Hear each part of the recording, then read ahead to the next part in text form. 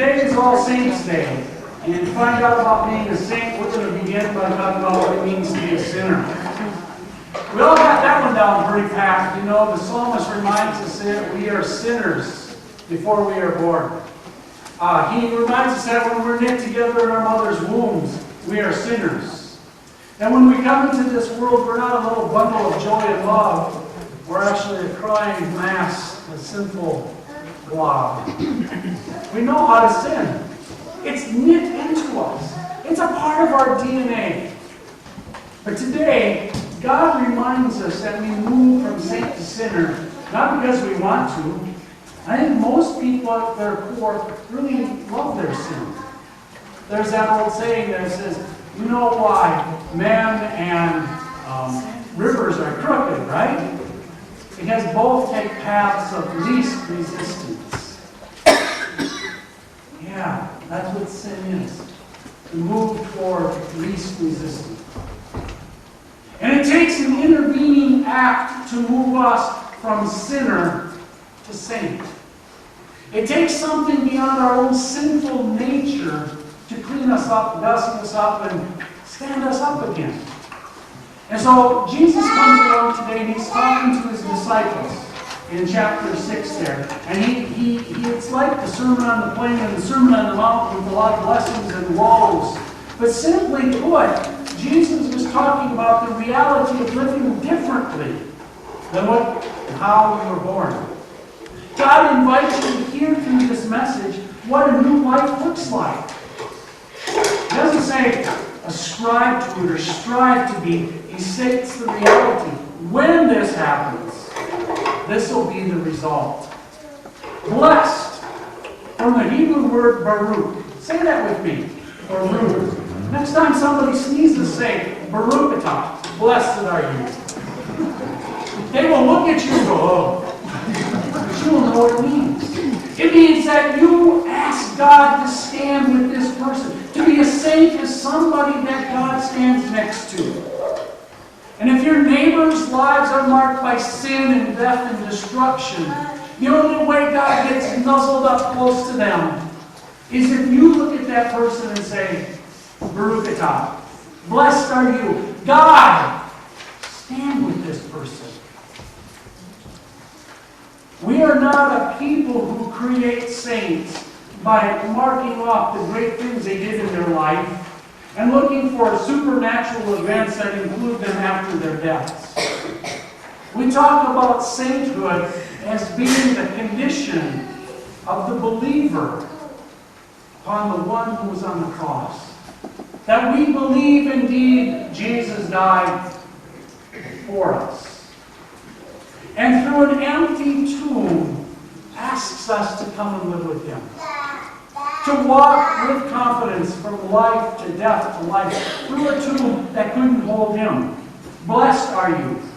Because God will never forget, never walk away, never neglect those whom He's called. That's what it means to be blessed. That's what it means to be a saint, one drawn by God into life. But Jesus just doesn't end there.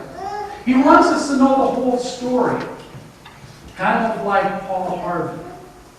How many of you grew up listening to or watching the movies in school entitled The 21st Century with Walter Cronkite? And all of these neat things that were going to happen. I'm still waiting for my personal jetpack to fly around them. Oh, I think that would be cool. I would love to fly around in a jetpack. But he always talked about it, and he always ended it, and that's the 21st century. Looking forward into things and seeing great stuff that lies ahead. To be a saint means that to be reoriented from the death and destruction that we see and participate in, to see life itself and be drawn to that. Growing up on a farm is a wonderful thing, isn't it? You can turn the yard light on at night and watch all the bugs in the whole county come to your place.